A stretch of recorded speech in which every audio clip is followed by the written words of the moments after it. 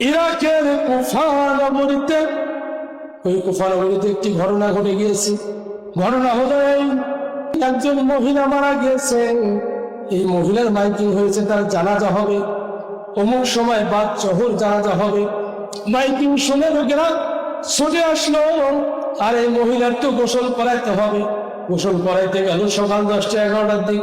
তার পাশের বাড়ির মহিলা সহ কয়েকজন মহিলা, এরা গোসল করতে গিয়ে যখন মহিলার পুরা শরীরটা ধৌত করলো, এক সময় গোসল যখন শেষ হয়ে যাবে, পুরো শরীর ধোয়ার পরে লজ্জা স্থানটা যখন ধুইতে গিয়েছে, ধুইতে গিয়ে ওই জায়গার মধ্যে হাতটা এমন ভাবে আটকে গিয়েছে, চুম্বুকে যেমন হাত লাগে ওইভাবে হাত আটকে গিয়েছে।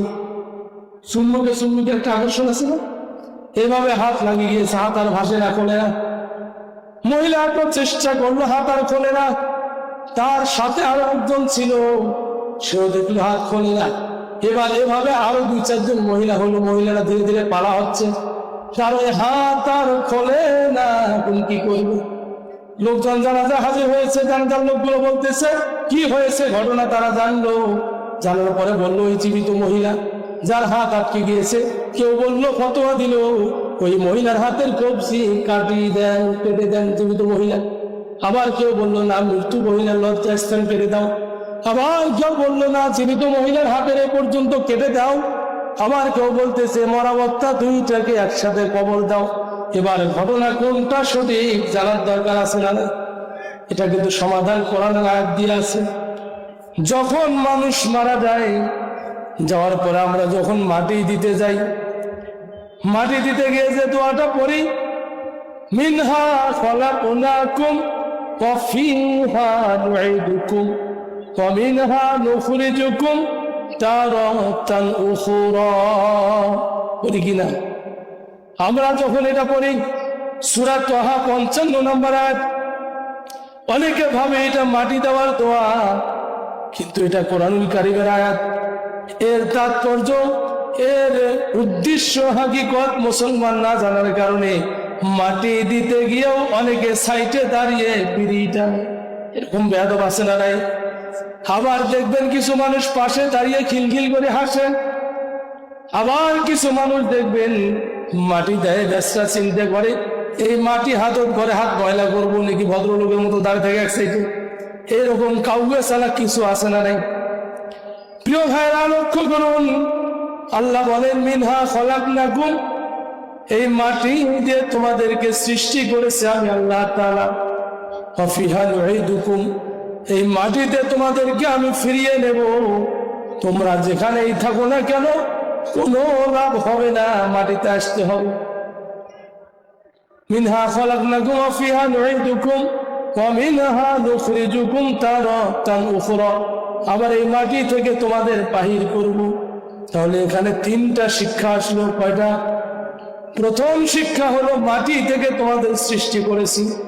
প্রিয় ভাইরা, আমাদের স্রষ্টাকে আল্লাহ বললেন মাটি থেকে মাটি থেকে সৃষ্টি করলাম। কেমনে রব্বুল আলামিন মাটি থেকে আমাদের সৃষ্টি করলেন? এবার লক্ষ্য করুন, নবী আদম আলাইহিস সালাম, আদম নবীকে যখন আল্লাহ তাআলা সৃষ্টি করেন, তার আগে ডাক দিয়ে বলল وَإِذْ قَالَ رَبُّكَ لِلْمَلَائِكَةِ إِنِّي جَاعِلٌ فِي الْأَرْضِ خَلِيفَةً। সূরা বাকারায় রব্বুল আলামিন বললেন ফেরেশতাদেরকে ডাক দিয়ে, আমি খলিফা সৃষ্টি করব, প্রতিনিধি সৃষ্টি করব।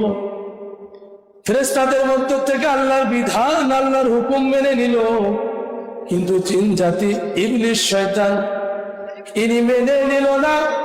বলল রব্বুল আলামিন আপনি কি সৃষ্টি করতে চান?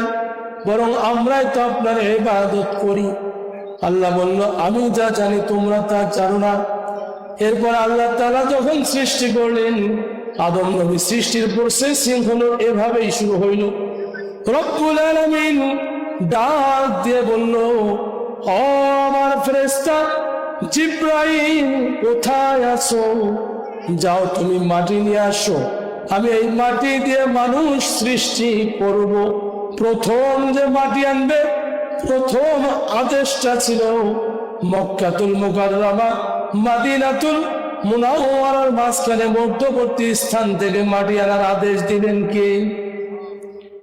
জিবরাইল যখন মাটি নিতে আসলেন, মাটি বললেন, ও আল্লাহর ফেরেশতা, আমাকে দিয়ে মানুষ তৈরি হবে, আর এই মানুষগুলো যখন আল্লাহর বিধান মানবে না, আল্লাহ এদেরকে যখন জাহান্নামে নিক্ষেপ করবে, এই জাহান্নামের ভয়াবহতা আমি সহ্য করতে পারবো না, বিধায় আমাকে নিও না, নিয়ে যেও না।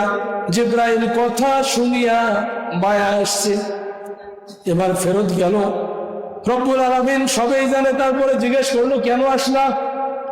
বলে, আসলাম এই জন্য, মাটি যেভাবে কান্না করে আমার আর ইচ্ছা হইল না, মায়া লাগলো। রব্বুল আলামিন পাঠিয়ে দিলেন। এবার মেঘের যে দায়িত্ব ইসরাফিল ফেরেশতাকে, ওই ফেরেশতা আসলো, অনুরূপ কথা শুনলো। মিকাইল আসলো, অনুরূপ কথা শুনলো। এবার ইসরাফিল সিংহাসনে ধরে আছে, পুদিবে। পৃথিবী যেদিন ইযা সুলজিলাতিল আরদু জিলজালাহা কম্পনে প্রকম্পিত হবে, প্রকম্পিত আগে ইসরাফিল আল্লাহর আদেশে সিংহায় মুখ লাগিয়ে আছে, আদেশ হওয়ার সঙ্গে সঙ্গেই ফুঁক দিবে, পৃথিবীটা টালমাটাল শুরু হয়ে যাবে, উতাল পাতাল হয়ে যাবে, একদম পৃথিবীটা এরকম। এবার রব্বুল আলামিন পাঠিয়ে দিলেন আজরাইলকে। আজরাইল যখন মাটি নিবে, ওই সময় আজরাইলকে একই কথা বলল। আজরাইল বলল, ও আল্লাহর সৃষ্টি মাটি, তোমাকে যিনি বানিয়েছে আমাকে আদেশ করেছে, সুতরাং এই আদেশ আমি অমান্য করতে পারবো না। মাটি নিয়ে আসলেন।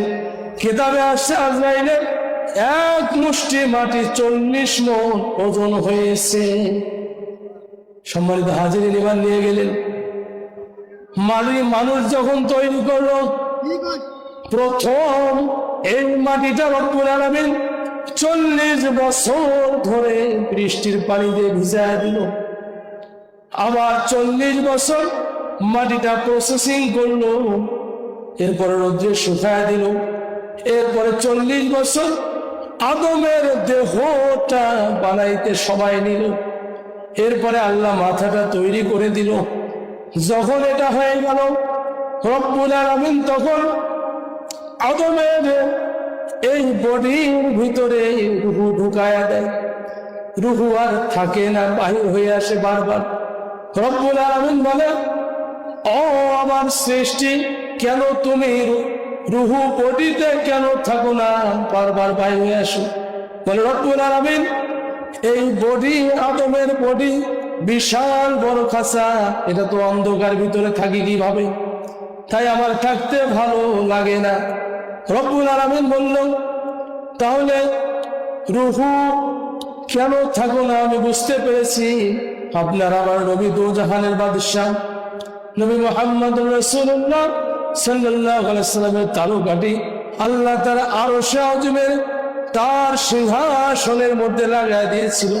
ওখান থেকে নিয়ে আদমের কপাল ঘষে লাগায় দিল, ভিতরটা আলোকিত হয়ে গেল। আর রূহ বাহির হয় না, বাহির হয় না, রূহ বাহির হয় না। আল্লাহ বললেন, কেন বাহির হও না? বলে রব্বুল আলামিন, এত আলো আমার আর বাহির হইতে মন চাই না। রব্বুল আলামিন বলল, আজরাইল, যেহেতু তুমি মাটি নিয়ে আসছো, তোমার এত কিছুর পরেও মায়া লাগে না, আমি তোমার দায়িত্ব দিলাম, হে আদমের যত আদম সন্তান পৃথিবীতে থাকবে, আমার যত সৃষ্টি থাকবে, প্রাণী থাকবে, প্রত্যেকটা প্রাণীর তুমি তাদের মৃত্যু দিয়ে দিবে আমার আদেশ। কার আদেশে মৃত্যু হয়? জান কবজ করে কে? এই দায়িত্ব আজরাইল পাইল। রব্বুল আলামিন দায়িত্ব দেওয়ার পরে আদমকে উঠায়া জান্নাতে নিয়ে গেল, বানায়াছে পৃথিবীতে নিয়ে গেল জান্নাতে। তাহলে আমাদের আদি পিতা আদম নবী ছিল কোথায়? কথা বোঝেন? কোথায় ছিল? জান্নাতে। আল্লাহ বললেন, ওয়াকুল্লা ইয়া আদামু উসকুন আনতা ওয়া যাওজুকাল জান্নাহ, হে আদম, আমার বান্দা আদম হাওয়া, জান্নাতে বেড়াও, যাহা মন চাই খাও, তবে ওয়ালা তাকরাবু হাযিহিশ শাজারা, ওই যে দেখো বৃক্ষ, ওই বৃক্ষের নিকটবর্তী হইও না। এবার আদম নবী জান্নাতে বেড়ায়, খায়, ঘোরে, মা হাওয়াও ঘোরে। শয়তান এসে জ্বালানায় উকি মারে। শয়তান ডাক দিয়ে বলে, ও মা হাওয়া, তুমি ওই গাছের নিচে কেন যাও না? বলে এটা নিষেধ আছে। বলে নিষেধ না। এবার হাওয়া জিজ্ঞাসা করলো, কে আপনি মুরব্বী? বলে আমি তোমার হিতাকাঙ্ক্ষী। বলে হিতাকাঙ্ক্ষী আমার, কি বলতে চাও বলো? বলে আল্লাহ একটা দুনিয়া বানাইছে, তুমি যদি ওই ফলের রস খাও তাহলে আজীবন জান্নাতে থাকবে, আর যদি না খাও তাহলে দুনিয়ায় যাবে। প্রিয় ভাইয়েরা, তাহলে শয়তান মিথ্যা বললো না সত্য বললো? কি বললো? পৃথিবীর জমিনে মানুষ রূপী শয়তান গুলো, এরা মানুষকে মিথ্যা বলে বলে ধোঁকা দেয়, ঠিক কিনা বলে? আর যারা মানুষ রূপী শয়তান নয়, এরা মিথ্যা বলে না। প্রিয় ভাইরা, এবার শয়তানের ওয়াসওয়াসায় পড়লো। আল্লাহ সুবহানাহু ওয়া তাআলা মা হাওয়াকে নামায় দিল, অর্থাৎ ওই হাওয়া শয়তানের কথা শুনে ওই ফলের রসটা হাওয়া তখন রস করে খেয়ে ফেললো। আদম নবী আসলো, তার হাতে দিল, খান স্বামী আমার, আপনি একটু খান।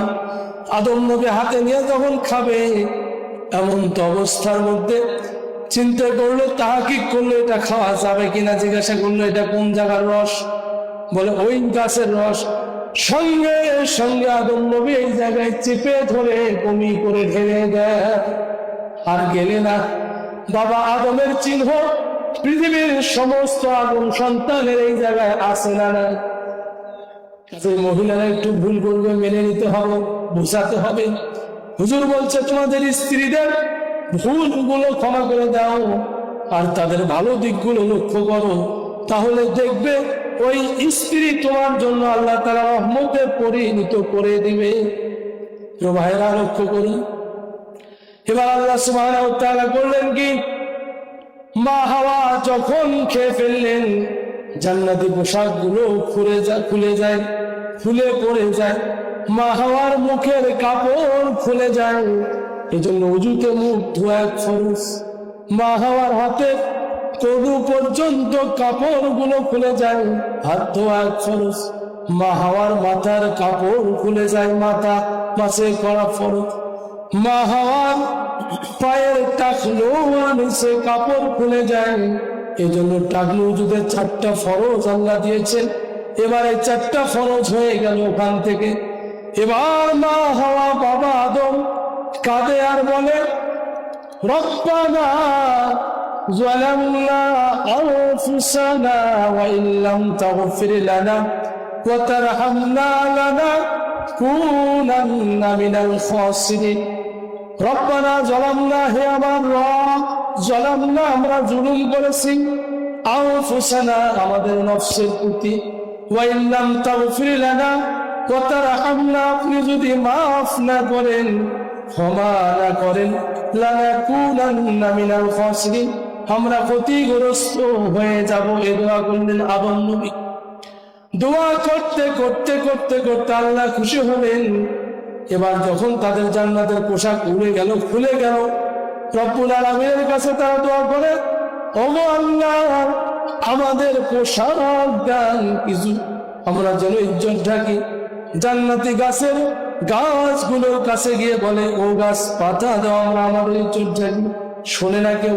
রব্বুল আলামিন বলেন, জিবরাইল যাও, আমার আদম যেহেতু ভুল করে ক্ষমা চাও, আমি ক্ষমা করে দিলাম। ওই গাছের পাতা ছেড়ো, 3টা পাতা হাওয়া আদমকে দাও। 3টা পাতা আদমকে দিয়ে বলো, আদম আমি তোমার দাফনের কাফন দিয়ে গেলাম। আর মা হাওয়ারে 5টা দাও, দিয়ে বলো, হাওয়া আল্লাহর পক্ষ থেকে দাফনের কাফন দিয়ে গেলাম। এবার বলেন তো ভাইয়েরা আমার, পুরুষ মানুষ মরে গেলে কয় কাপড় লাগে? কয় কাপড়? মা বোনেরা মারা গেলে কয় কাপড় লাগে? এভাবে যখন তারা দুনিয়ায় আল্লাহ তাদেরকে পাঠিয়ে দিল, তারা একজন পাঠায় দিল শ্রীলঙ্কার সিংহল পর্বতে, আদম নবীকে আল্লাহ পাঠাইল। মা হাওয়াকে পাঠাইলো চিৎকায়। এরা দুজন কাঁদে আর বলে ওয়ালা রব্বানা যালামনা আনফুসানা ওয়া ইল্লাম তাগফির লানা ওয়া তারহামনা লানাকুনান্না মিনাল খাসিরিন। ও রব্বুল আলামিন, আমরা আদম হাওয়া ভুল করেছি, আপনি মাফ করে দেন, ক্ষমা করে দেন।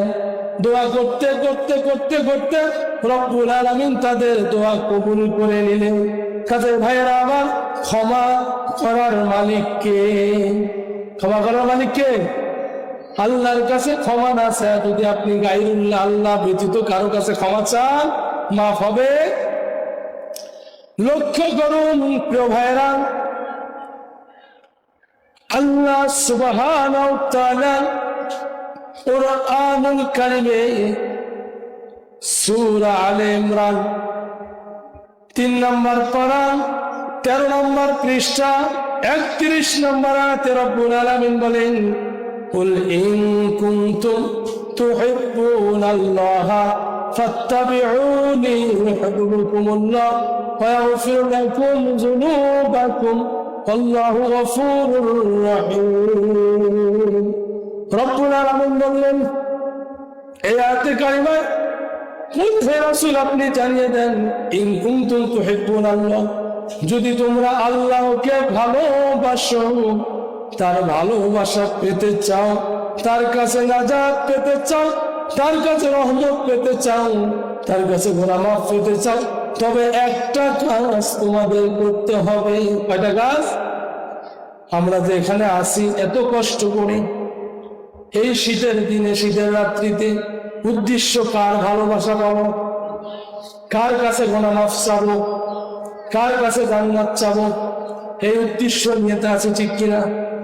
রব্বুল আলামিন একটা আদেশ করেছেন, এটা মানতে পারলে সব উদ্দেশ্য পূরণ হয়ে যাবে। তার আগে আপনার দিলেন বিষয়টা জানিয়ে দেই, ইহুদি খ্রিস্টানরা এরা নিজের মন গড়া মতবাদে চলতো। খ্রিস্টানেরা এমন ছিল, এরা ঈসা নবীর অনুসরণ করতে করতে এই আয়াত নাযিল হয়েছে মদিনায়। ইহুদি খ্রিস্টানরা নিজের ইচ্ছা মতো চলে এবং খ্রিস্টানরা ঈসা নবীর অনুসরণ করতে করতে ঈসা নবীর মা মরিয়ম আলাইহিস সালাম তার অনুসরণ করতে করতে এক পর্যায়ে তাদেরকে এমন পর্যায়ে তারা পৌঁছায় দিয়েছে যে তাদেরকে উপাসনা করতে করতে তাদেরকে এমন এক পর্যায়ে পৌঁছায় দিল, তারা ভাবলো একমাত্র তারাই গুনাহ মাফের মাধ্যম, তারা ছাড়া কেউ গুনাহ মাফ করতে পারবে না। নাউজুবিল্লাহ। তার মানে ইহুদিরা তো মানিয়ে নিয়েছে, খ্রিস্টানরাও মানলো ঈসা নবী আল্লাহর ছেলে। ঈসা নবী, নাউজুবিল্লাহ বলে, ভাবছে যে তিনি ছাড়া আল্লাহর কাছে কোনো কিছু চাইলে কারো হবে না। এই চিন্তা, ভ্রান্ত চিন্তা নিয়ে যখন তারা আমল করে, আল্লাহ জানিয়ে দিল তোমরা তোমাদের ইচ্ছা অনুযায়ী আমল করলে হবে না।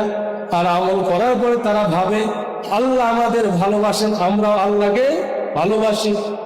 আজও দেখবেন কিছু মানুষ আছে পারিবারিক জীবনে আল্লাহর বিধান মানে না, কিন্তু তারা নিজেকে ভাবে যে আমি আল্লাহকে ভালোবাসি, আল্লাহ আমার ভালোবাসে। এবার পারিবারিক রাজনৈতিক জীবনেও আল্লাহকে মানে না, তারা ভাবে আমরা আল্লাহকে ভালোবাসি। যার কারণে যদি পারিবারিক জীবনে দেখেন, ব্যক্তি জীবনে দেখেন, কিছু মানুষ বলে আমি নামাজ না পড়ি না, ইমান ঠিক আছে, বলে কিনা? নবী বললেন ইন্না বাইনাল রুজুলি ওয়া বাইনাশ শিরকি ওয়া বাইনাল কুফরি তারকাস সালাত, যে নামাজ পড়লো না সে কাফের, সে মুশরিক। কথাটি নবী বলেছেন। কে বলেছেন? তাহলে নবীর কথার দাম বেশি না ওই বেনামাজের কথার দাম বেশি? তাহলে যারা বলে নামাজ না পড়ি না ইমান আছে, বাবা যে কান পেতে শোনেন, তোমাদের এই ভুল চেতনাগুলো বাদ দাও। কারণ আল্লাহ বলছে ওয়ালা তাত্তাবিউ খুতুওয়াতিশ শাইতান, তোমরা শয়তানের পদঙ্ক অনুসরণ করিও না। এজন্য শয়তানের পথ ছেড়ে দিয়ে আল্লাহর পথে চলে আসো, তা না হলে বিপদ আছে। এবার যারা ব্যক্তি জীবন, পারিবারিক, রাষ্ট্রীয় জীবন, রাষ্ট্রীয় জীবনে আমাদের দেশের একজন বড় মাপের ব্যক্তি বলেছিল আমাদের রাজনীতিতে শরিয়া আইন না বলে কি বলে নাই? আমরা শরিয়া বিধান মানি না, আমাদের সংগঠনে কোনো শরিয়া বিধান।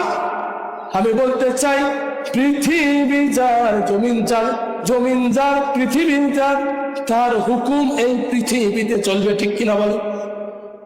কেউ ভাইরা লক্ষ্য করুন, আসমান যার, জমিন যার, হুকুম চলবে। আপনি কত বড় বাহাদুর, জীবনে তো আসমান তো দূরের কথা, একটা খুঁটি বাঁধার পারলেন, একটা বাঁশ পর্যন্ত আবিষ্কার করতে পারলেন না, একটা দুবলে ঘাস পারলেন না। সকল সৃষ্টির স্রষ্টাকে, সকল ক্ষমতার মালিককে কেমনে আল্লাহ ক্ষমতা দেখায় লক্ষ্য করুন।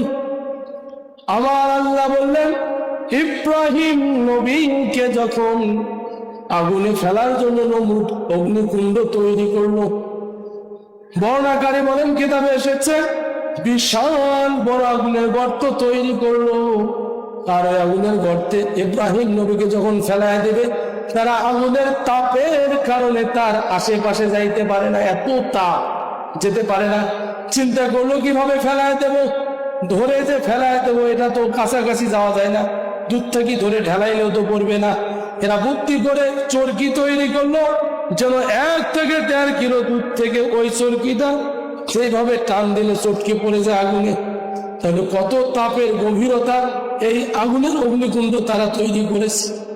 এবার যখন ইব্রাহিম নবীকে ফেলা দিল, ইব্রাহিম নবী বলল, প্রথমে ফেরেশতাগণ এসে বলল, নবী আপনি যদি চান আমরা আপনাকে সাহায্য করে। বলছেন, আমার আল্লাহ তো আমারে দেখেন, আমি আমার আল্লাহর কাছে সাহায্য চাই। এই জন্য ইব্রাহিম নবী আল্লাহর কাছে সাহায্য চাইল। রব্বুল আলামিন জানায় দিল, কুল্লা ইয়া নারু কুনি বারদাও ওয়া সালামান আলা ইব্রাহিম, হে আগুন আমার ইব্রাহিমের জন্য শান্তিময় হয়ে যা। তাহলে যে জ্বলন্ত অগ্নিকে শীতল বানিয়ে দেয়, আরামদায়ক বানিয়ে দেয়, শীতল বানায়, সেই শীতল বানার যিনি মহাশক্তিধর, ক্ষমতাসীন, তিনি হলেন আমাদের আল্লাহ সুবহানাল্লাহ। আল্লাহর মতো ক্ষমতা কি কারো আছে? তাহলে রব্বুল আলামিন ক্ষমতাবান। আপনি কার ক্ষমতার ভয়ে আল্লাহকে ভুলে যান? আপনার এই দুনিয়ার জীবনের ক্ষমতার ভয়ে আল্লাহকে ভুলে যান?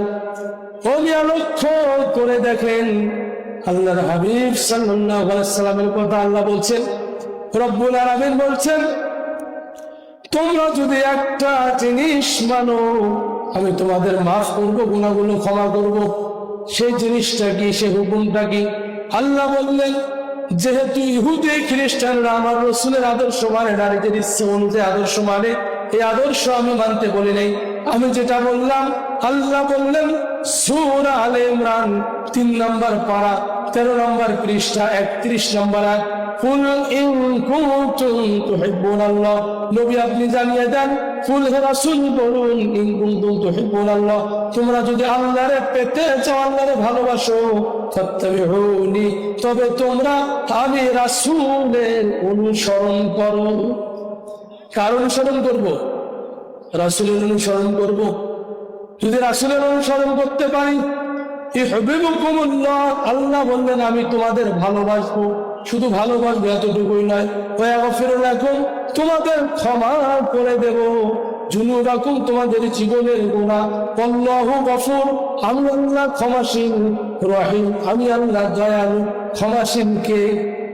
তাহলে আপনি জাহান্নাম থেকে বাঁচার জন্য এই পৃথিবীতে যেখানে যান না কেন, কেউ ক্ষমা করতে পারবে না, আল্লাহ, ঠিক কিনা বলে? তাহলে সকল ক্ষমতার মালিক কে? জনগণ না আল্লাহ? যদি সকল ক্ষমতার মালিক আল্লাহ হয়, তাহলে আপনারা কেমনে বলেন সকল ক্ষমতার মালিক জনগণ? এদেশের সংবিধানে আছে, বাংলার সংবিধানে আছে, সকল ক্ষমতার মালিক হলো জনগণ। এবার বলেন তো সকল ক্ষমতার মালিক কে? আবার আওয়াজ দিয়ে বলেন কে? আল্লাহ যদি সকল ক্ষমতার মালিক হয়, আর আপনি যদি বলেন সকল ক্ষমতার মালিক জনগণ, আমি সমর্থন করলাম, তাহলে আপনি মুশরিক হয়ে গেলে। কারণ আল্লাহ বলছেন, ইন্না সলাতি ওয়া নুসুকি ওয়া মাহইয়ায়া ওয়া মামাতি লিল্লাহি রাব্বিল আলামিন, নিশ্চয় আমার নামাজ কার জন্য? ইন্না সলাতি ওয়া নুসুকি, আমার ত্যাগ পরিত্যাগ কুরবানি কার জন্য, ওয়া মাহইয়ায়া, আমার এই জীবনটা কার জন্য, ওয়া মামাতি, আমার মৃত্যুটা কার জন্য, লিল্লাহি রাব্বিল আলামিন। এজন্য রব্বুল আলামিন বলছে ইহফাত্তাবিউনি, তোমরা আমার রাসূলের অনুসরণ করো। যদি রাসূলের অনুসরণ না হয় তাহলে গুনাহ মাফ হবে না, গুনাহ মাফ কোনোভাবেই হবে না। প্রিয় ভাইরা, রাসূলের অনুসরণ কেমনে করবেন যদি আপনি না বোঝেন, রাসূল সম্পর্কে না জানেন, তার অনুসরণ করাও কিন্তু সহজ হবে না। এই জন্য রাসূলের অনুসরণ করতে হবে কিভাবে? কান লাগান। যদি আপনার জীবনের গুনাহ মাফ করতে চান, মাফ পেতে চান, যদি আল্লাহর ভালোবাসা পেতে চান, যদি জাহান্নাম থেকে বাঁচতে চাও, দুনিয়ার মানুষেরা চিন্তা করো, তাহলে রাসূলের অনুসরণ করতে হবে। কারণ অনুসরণ, মুখে শুধু বলবেন আমি রাসূলের অনুসরণ করি হবে না, কাজে পরিণত করতে হবে। রাসূলের অনুসরণ কেমনে করলো? লক্ষ্য করেন, হুজুর সাল্লাল্লাহু আলাইহি ওয়াসাল্লাম যখন মক্কাতুল মুকাররমায় দ্বীনের কথাগুলো বলে, ইসলামের কথা বলে, নবীজি সম্পর্কে একটু চেনেন নবীকে। নবীজি যখন ইসলামের কথা বলে, যখন মানুষকে আল্লাহর কথা বলে, এমন তো অবস্থার মধ্যে রাসূলের জীবনে যদি লক্ষ্য করেন, 63 বছর জিন্দেগি, 40 বছর নবুয়ত পাইছে। মক্কায় ছিল নবীজি 13 বছর, মদিনায় ছিল 10 বছর, মোটে 63 বছরের জিন্দেগি। নবুয়তের পরে নবীজি যখন নবুয়ত পাইলেন, আল্লাহ জানিয়ে দিল, নবী আমার, আপনি দুনিয়ার মানুষকে জাহান্নাম থেকে বাঁচার জন্য আমার অর্ডার গুলো মানুষকে জানিয়ে দেয়।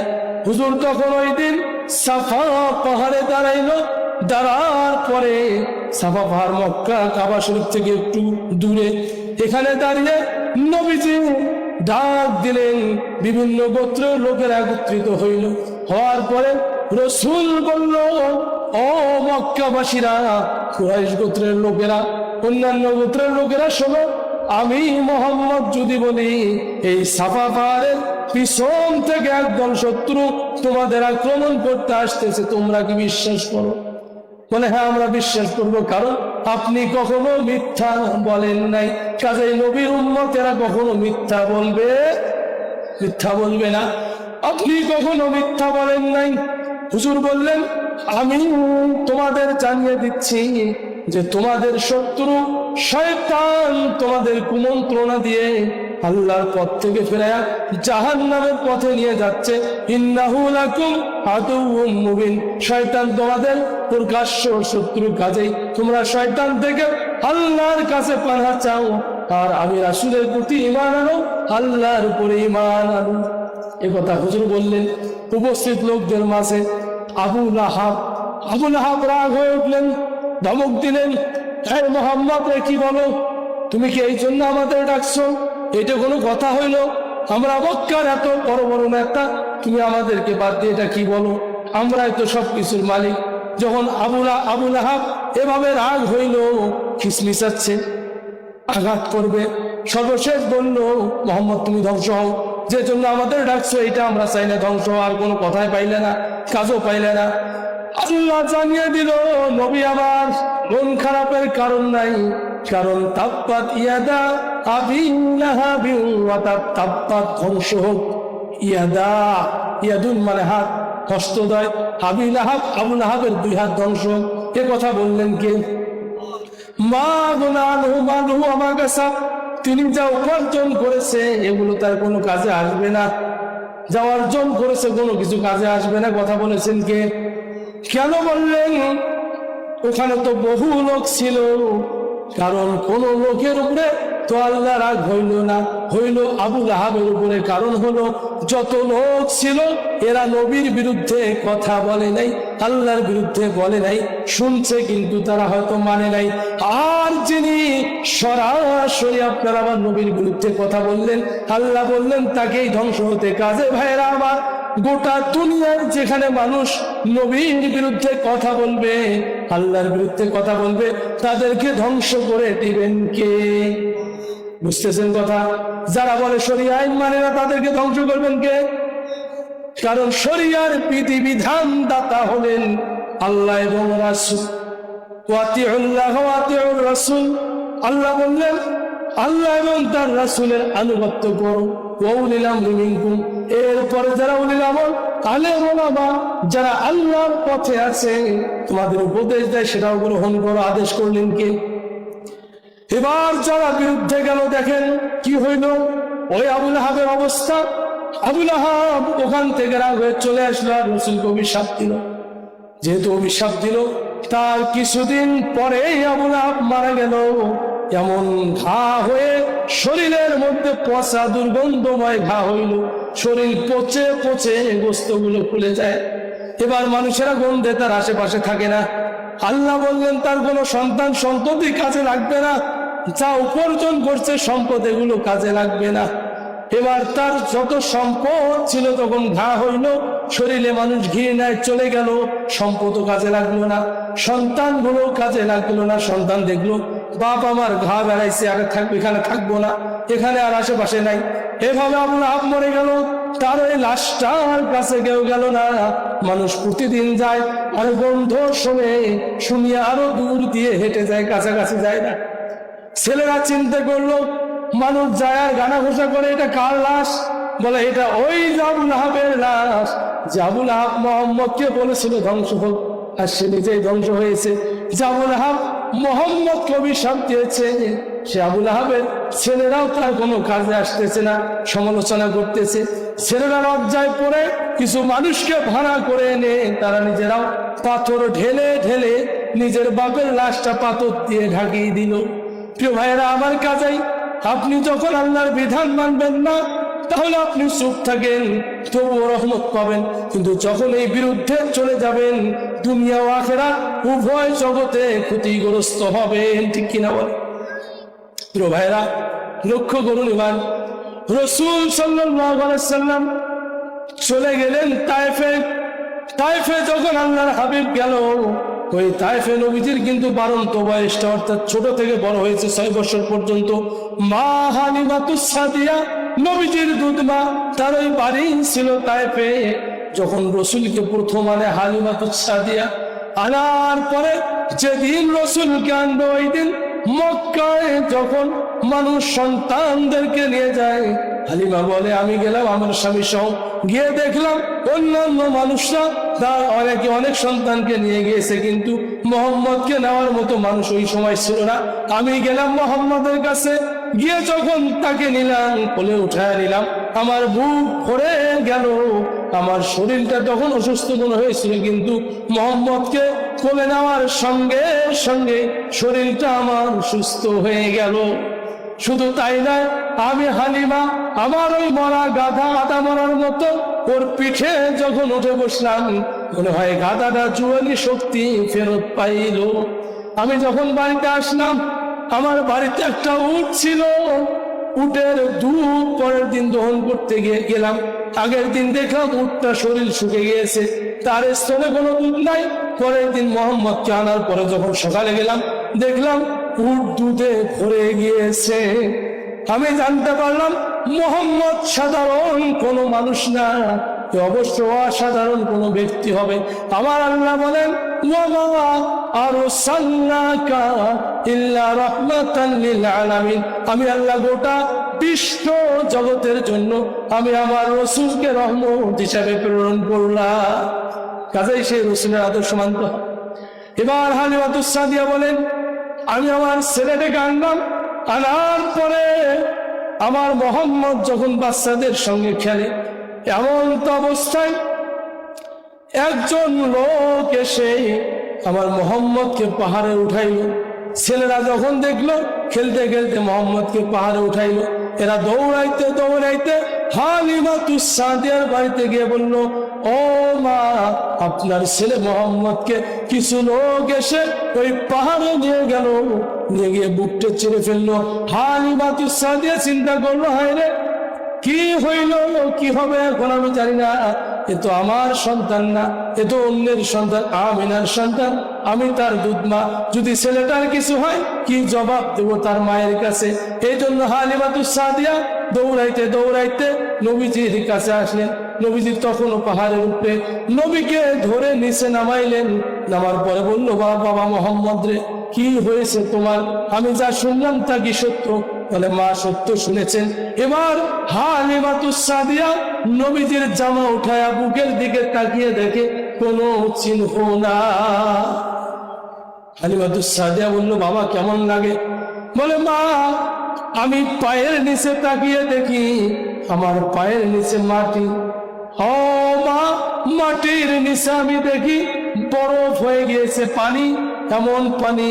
এবার পানির নিচে আমি দেখতে পাচ্ছি জ্বলন্ত আগুন। ও মা, আমি দেখতে পাইলাম পায়ের নিচে মাটি, তার নিচে পানি, তার নিচে আগুন।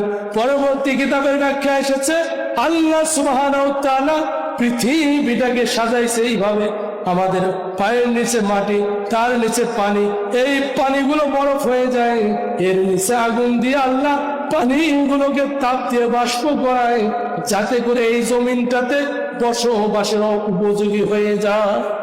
তা না হলে কিন্তু ঠান্ডায় মরে যেতাম।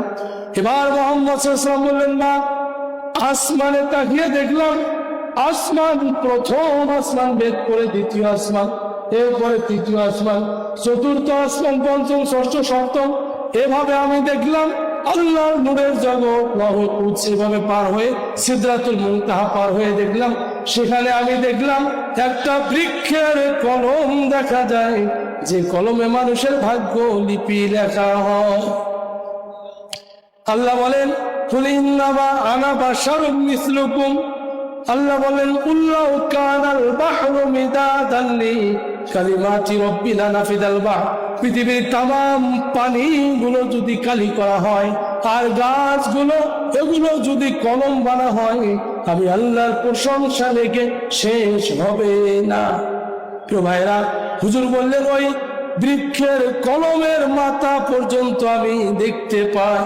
এই রাসূল যখন তায়েফের ময়দানে তায়েফবাসীদেরকে দাওয়াত দিতে গেলেন, তায়েফের লোকেরা বলল, আমাকে বলে লাভ নেই, ওই নেতার কাছে যাও। সে বলল, ওই নেতার কাছে যাও। এভাবে তিনজন অতিক্রম করে হুজুর যখন গেলেন, তখন ওই লিডার বলল, নেতৃস্থানীয় লিডার বলল, এই মোহাম্মদ পাগল হয়েছে, এর পাথর নিক্ষেপ করো। তায়েফের যুবকরা রাসূলকে পাথর নিক্ষেপ করলো। পাথরের মার খাইয়া রাসূলের শরীর থেকে রক্ত ঝরতেছে, রক্ত ঝরে ঝরে উপর থেকে নিচে পড়ে গেল, পায়ের জুতোগুলো রক্তের সঙ্গে লেগে গেল। হুজুর বসলেন, কিছুক্ষণ পর জিবরাইল এসে বললেন, নবীজি আপনি যদি আদেশ করেন এই তায়েফকে আমি উল্টায়া দেই। হুজুর বললেন, ও আল্লাহর ফেরেশতা, আমি তাদের জন্য দোয়া করি, কারণ তারা হয়তো বোঝে নাই, তাদের মধ্য থেকে প্রজন্ম কেউ যদি আল্লাহর বিধান বুঝিয়া আল্লাহর দিকে ফিরে আসে, এই দোয়া করি। মা আয়েশা বলেন, আমি নবীজির গোসল করাইতে গিয়ে দেখলাম তার এই শরীরের মধ্যে দাগ। আমি জিজ্ঞাসা করলাম, হুজুর আপনার শরীরে বসন্তর দাগের মতো দেখা যায়, জীবনে কি কখনো আপনার বসন্ত হয়েছে? আল্লাহর হাবিব বললেন, আয়েশা রে, আমার জীবনে কখনো বসন্ত হয় নাই, তবে আয়েশা শুনে রাখো, ওই যে তায়েফের ময়দানে আমি যখন দিন প্রচার করতে গেলাম, তায়েফবাসীরা না বুঝিয়া আমার শরীরে পাথর মারলো, এই পাথরের চিহ্ন আজও আমার শরীরে আছে। আল্লাহ বললেন, ফাত্তাবিউনি, আমার রাসূলের অনুসরণ করুন। যদি রাসূলের অনুসরণ করতে না পারেন তাহলে কোনো কাম হবে না। ওয়াজ শুনিয়ে গেলাম, ওয়াজ করিয়ে গেলাম, লাভ হবে ভাই আমলে, আমলেও লাভ হবে না নবীর প্রেম না থাকিলে, ঠিক কিনা বলো? এই জন্য নবীর প্রেম হৃদয়ে বসাতে হবে। নবীর প্রেম আপনি সারাদিন মুখে বললেন আমি রাসূলকে ভালোবাসি, ওই যে ইহুদিদের মতো বললেন কিন্তু সঠিক নিয়ম মানলেন না, খ্রিস্টানদের মতো বললেন সঠিক নিয়ম মানলেন না, তার মানে তাদের ইচ্ছা অনুযায়ী চলে, আপনিও আপনার ইচ্ছা অনুযায়ী চললেন। নবীকে যদি ভালোবাসো মুসলমান, প্রমাণ দেখাও মুখে দাড়ি রেখে, ঠিক কিনা বল? যদি রাসূলকে এত ভালোবাসো মুখে দাড়ি কই? এই জন্য যারা মুখে দাড়ি রাখেন নাই, আপনাদের কষ্ট হোক, আমি কষ্ট দিতে চাই না, আমি সঠিকটা বলতে চাই। মৃত্যুর পরে যখন প্রশ্ন করবে মান রব্বুকা ওমা দীনুকা ওমা নবিয়ুকা, নবী সম্পর্কে যখন বলবে আপনি কি বলবেন? এই দাড়ি তো আর আজকে কাটলেন কালকে হবে এমনটা নয়, দাড়ি এক মুষ্টি করতে তো সময় লাগে, কিন্তু আপনার মৃত্যু এক মুষ্টি পর্যন্ত হায়াত থাকবে কিনা লক্ষ্য করে। আমার আল্লাহ 5 নম্বর পারার 9 নম্বর পৃষ্ঠা 78 নম্বর আয়াতে বলেন, আইনামা তাকুনু ইদরিকুমুল মাউতু ওয়ালাউ কুনতুম ফি বুরুজিন মুশাইয়াদা। আমি আল্লাহ যখন আদেশ করব, মৃত্যুর যখন পরোয়া জারি করে দেব, তখন তোমরা যেখানে যে অবস্থায় থাকো না কেন, আমার ফেরেশতা সেখান থেকে তোমাদেরকে ধরে বাহির করে তোমাদের রূহটা নিয়ে আসবে, দেহটা মাটিতে পড়ে থাকবে। কাজে ভাইয়েরা, আবার কুল্লু নাফসিন যায়িকাতুল মাউত, প্রত্যেকটা প্রাণীকে মৃত্যুর স্বাদ গ্রহণ করতে হবে। মৃত্যু থেকে কেউ বাঁচতে পারবে? কেমন ইমান হওয়া দরকার? রসুলের আদর্শ কেমন হওয়া দরকার? ভাইরা আমার, রসুলের আদর্শ জীবন গেলেও মানতে হবে। বলে কেমনি মানবেন আপনি? মানবেন এইভাবে, শিক্ষা এখান থেকে নেবেন। রসুলের কাছে ইমান এনেছে বেলাল রাদিয়াল্লাহু তাআলা। বেলাল যখন ইমান আনলেন, হাফসি গোলাম ছিল, উমাইয়ার গোলাম ছিল। যখন এই বেলাল গোলাম ছিল, তখন তার মালিক বলল, বেলাল কি তুমি পড়ো গুনগুন করে? বলে আমি ইমান আনছি, কালিমা পড়ি। বলে কালিমা ছাড়ো, নইলে তোমার শাস্তি দেওয়া হবে কঠিন ভাবে। বেলাল বলল, আমার শাস্তি যতই হোক আমি এটা ছাড়বো না। তখন তার মালিক উমাইয়া বলল, পরের দিন, ও যুবকরা কোথায় আছো? বেলালকে মারো। বেলালকে মার শুরু করে দিল। মারতে মারতে তার অবস্থায় খারাপ করলো। তবুও বেলাল বলে, আমি যে কালিমা পড়েছি, যে ইমান এনেছি নতুন করে, এটা ছাড়তে রাজি না। এবার পরের দিন বললো, বেলালের গলার মধ্যে রশি দাও, আর গরু চতুষ্পদ যেমন জানোয়ার গুলো হাঁটে, বেলালকে বললো ওভাবে তুমি দৌড়াও, অর্থাৎ 2 হাত 2 পা মাটিতে দিয়ে দৌড়াইতে থাকো। পিটাচ্ছে। এরপরে পিটাইতে পিটাইতে বেলালের অবস্থা খারাপ করলো। এবারও বললো, ওই মহিলা ডাক দিয়ে বললো, বেলাল এখন সময় আছে, জানে বাঁচবে, তুমি যদি মোহাম্মদকে ছাড়ো, তার অনুসরণ বন্ধ করো। তিনি বললো, আমি তা করবো না। এবার পরের দিন মরুভূমির পানির মধ্যে শোয়া বুকে পাথর দিয়ে জিহ্বা টেনে নিয়ে পেরাক গিরে দিল, আর বললো, বেলাল এখনো সময় আছে, ছেড়ে দাও। বেলাল বলল, রব্বুল আলামিন, ওগো আল্লাহ, তুমি কি দেখো না আমার এই দুঃখ? এই কথাগুলো রসুলের কানে পৌঁছে গেল। হুজুর ডাক দিয়ে বলল, কোথায় আছো আমার সাহাবারা? বেলাল খুব কষ্টে আসে, ওকে আজাদ দিতে হবে, ওকে মুক্ত করতে হবে। আবু বকর পরের দিন দৌড় দিয়ে আসলো ইহুদি মহিলার কাছে, ওই গোলামকে আমি কিনতে চাই, কত মূল্য বলো? বলে, গোলামকে কিনতে চাও? গোলামের মূল্য তো দিতে পারবে না। বলে, না, আমি পাবো। কত মূল্য? বলে, মূল্য হলো আমি যা দিয়ে নিয়েছি তা হবে না। উদাহরণ দিচ্ছি, ধরেন সে 50 দিরহাম দিয়ে নিয়েছি, এখন চাচ্ছে 5000। সুযোগ পাইছে বেলাল। এবার আবু বকর বলল, ও ইহুদি, দাও, আমি 5000 দিচ্ছি, দিয়ে বুঝায় নিল। ইহুদি বলল, আমি ভেবেছিলাম মুসলমানদের বুদ্ধি বেশি, এখন দেখলাম বুদ্ধি তাদের নাই। মরা গোলামকে 5000 দিরহাম দিয়ে নিল। এবার আবু বকর বলল, ভেবেছিলাম ইহুদিদের বুদ্ধি বেশি, যদি তুমি আমার সমস্ত সম্পদ চাইতে তাও দিতাম, কারণ একজন মুসলমানের কাছে একজন মুসলমানের মূল্য আসমান জমিনে যা আছে সবচেয়ে বেশি। আর এখন আমরা মুসলমানের সাথে শত্রুতা করি। হুজুর বলেন, আর মুসলিম, এখন মুসলিম প্রত্যেক মুসলমানের ভাই। আল মুসলিমু মান সালিমাল মুসলিমুনা বিল লিসানি ওয়া ইয়াদি।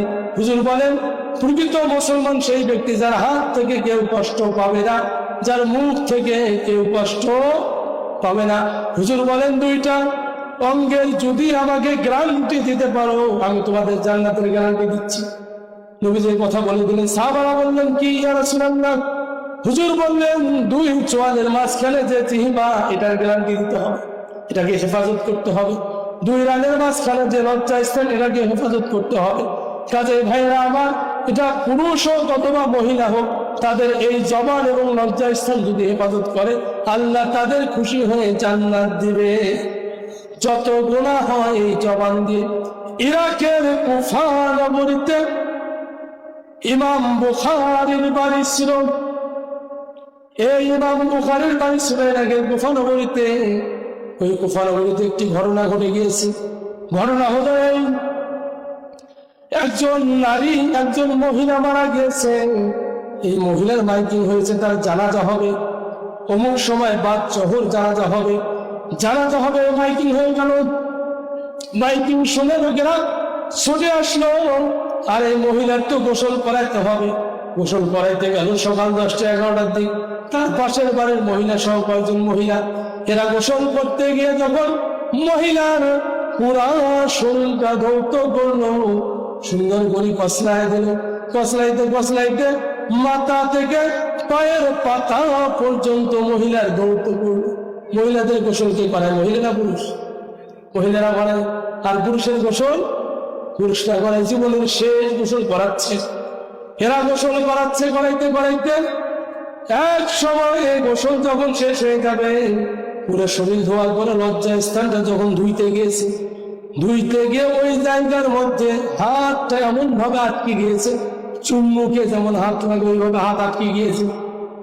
চুম্বুকে একটা আকর্ষণ আছে না, এভাবে হাত লাগিয়ে গিয়েছে, হাত আর ভাসে না, খোলে না। মহিলা তো চেষ্টা করলো, হাত আর খোলে না। তার সাথে আরো একজন ছিল, সেও দেখলো হাত খোলে না। এবার এভাবে আরো 2-4 জন মহিলা হলো। মহিলারা ধীরে ধীরে পালা হচ্ছে, কারো হাত আর খোলে না, এখন কি করবে?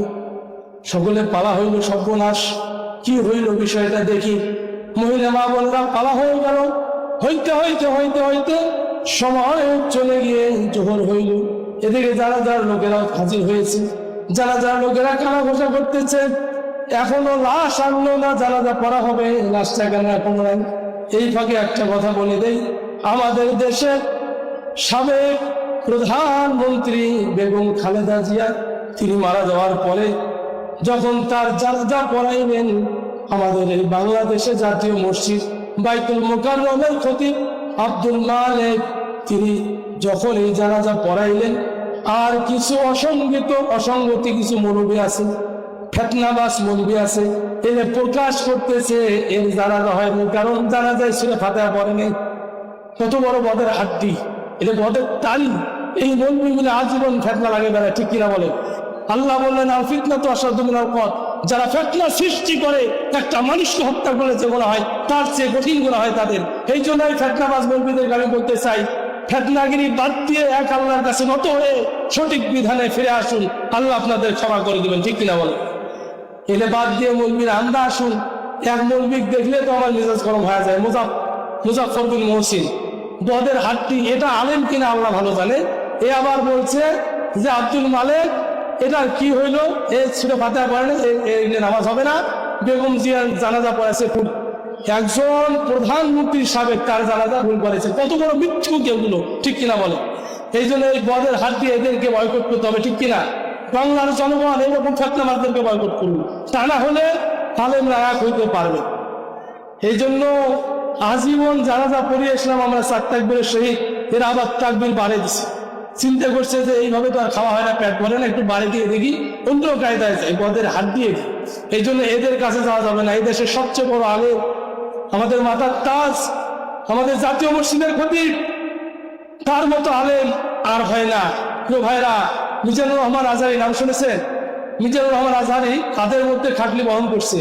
আর এক বদের হাড্ডি মাজার পূজারী মৌলবী এই বদ বলছে যে বেগানা মহিলাকে নিচে কাঁদত, এটা গোনা হয়েছে। কত বড় জ্ঞান অর্জন করছে দেখেন। আহাম্মক মানুষ মরে গেলে তার নেকি এবং গোনা দুইটাই বন্ধ হয়ে যায়, ঠিক কিনা বলে? আরে বদের হাড্ডি, হ্যাঁ, এর ধান্দা দেখেন কিভাবে ফিতনা সৃষ্টি করে। প্রিয় ভাই, রাতের কথায় ছিলাম, ওই মহিলা যখন গেল ওইখানে, হাতটা আটকে গেল, জানার দরকার আছে। হাত আটকে যাওয়ার পরে এবার হইল কি, কেউ বলতেছে এই মহিলাকে, লোকজন জানাজা হাজির হয়েছে, জানাজার লোকগুলো বলতেছে কি হয়েছে ঘটনা তারা জানলো।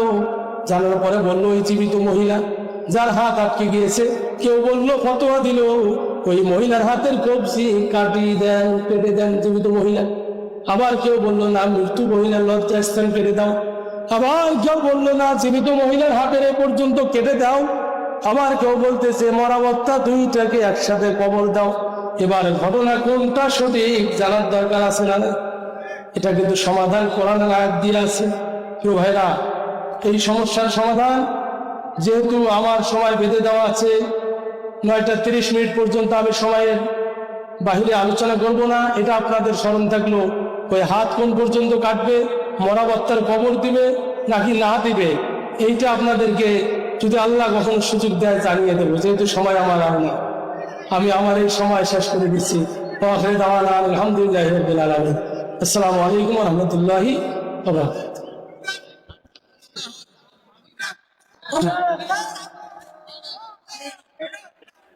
আলোচক আসছে, আমি আর দেরি করবো না, যেহেতু সময় আমার নাই, 30 মিনিট হয়ে গেছে। বাবা যেটা দোয়া করবেন আমার জন্য। ঠিক আছে।